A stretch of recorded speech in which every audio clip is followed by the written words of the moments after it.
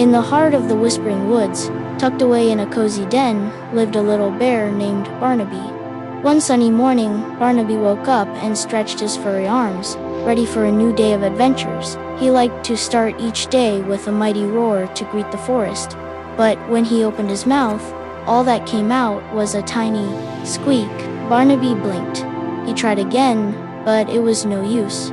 His big, rumbling roar was gone. Just then, his best friend, Squeaky the Squirrel, scampered down a nearby tree. "Good morning, Barnaby," he chattered, but then he saw his friend's sad face. "What's wrong?" Barnaby let out another little squeak and pointed to his throat. "I've lost my roar," he whispered. Squeaky, who was always full of bright ideas, declared, "Don't you worry. We'll go on an adventure and find it." And so, the two best friends set off into the Whispering Woods on a very important mission. The Whispering Woods was a beautiful place, filled with the gentle sounds of rustling leaves and birdsong. They looked behind big rocks and under ferns, but the roar was nowhere to be found. "Maybe Hoot the Owl will know what to do," suggested Squeaky, pointing his little paw upwards. Hoot was the wisest animal in the forest. He had seen many seasons come and go.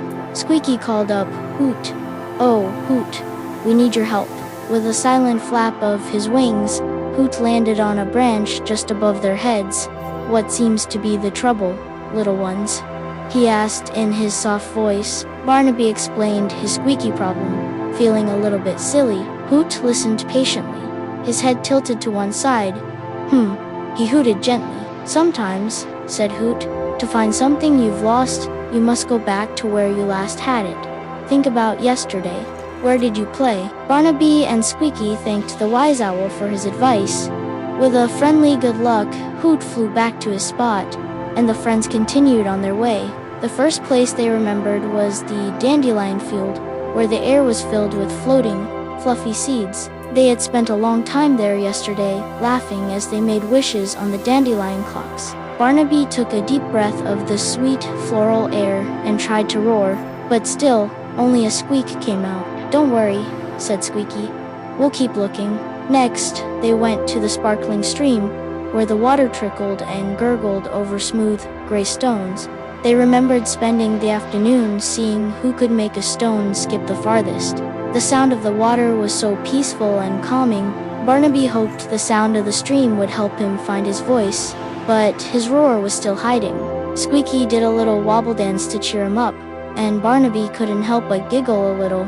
Their last stop was the berry patch, where the bushes were heavy with sweet, delicious berries. Oh, how they had feasted!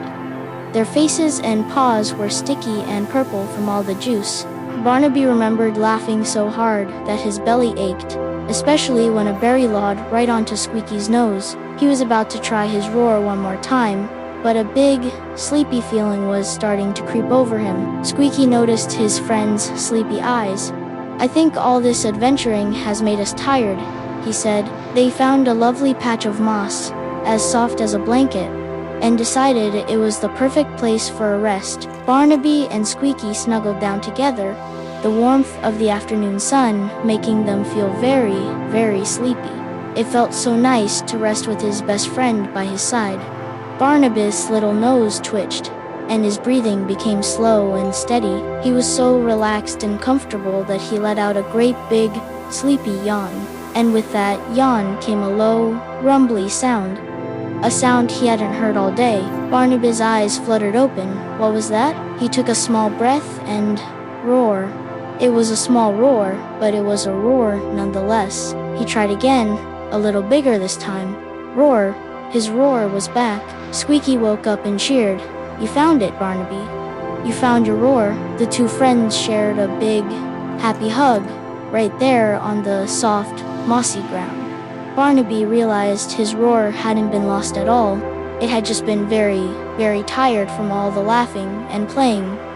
As the sky turned a soft orange and pink, the two friends headed back to Barnaby's den. They were tired from their long adventure, but their hearts were full and happy. Squeaky tucked his friend in and whispered, "Good night, Barnaby. I'm glad your roar is back." And as Barnaby drifted off to sleep, the only sound that could be heard was a soft, rumbling snore. The sound of a very happy and very sleepy little bear. Asterisk, the end. Thanks for listening and have a good night. Subscribe for more stories telling.